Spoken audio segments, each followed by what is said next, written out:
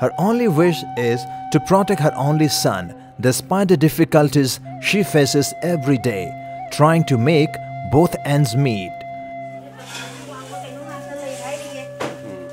Binaroy's life changed drastically when she lost her husband in an unfortunate incident.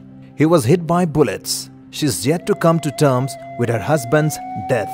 He was her protector, and their beautiful life ended abruptly.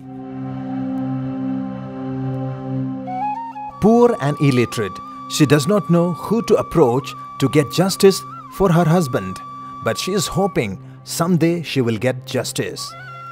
Micham Praja Kodi Wahore, I think Matata Kodi Lala Suzu Hel Drabanina, the Kaino Queen Zita, Queen Hingu Haze, Karmong the Hingu Haino Bakoise.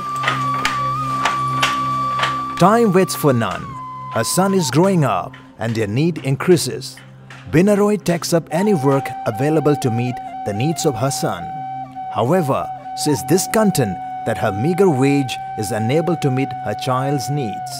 She is worried if she will not be able to make her child to be a successful person in life.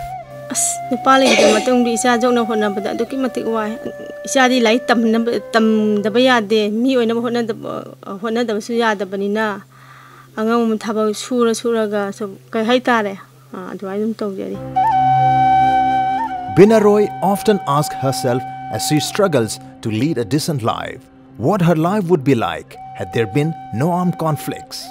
The question with no answer remains a riddle.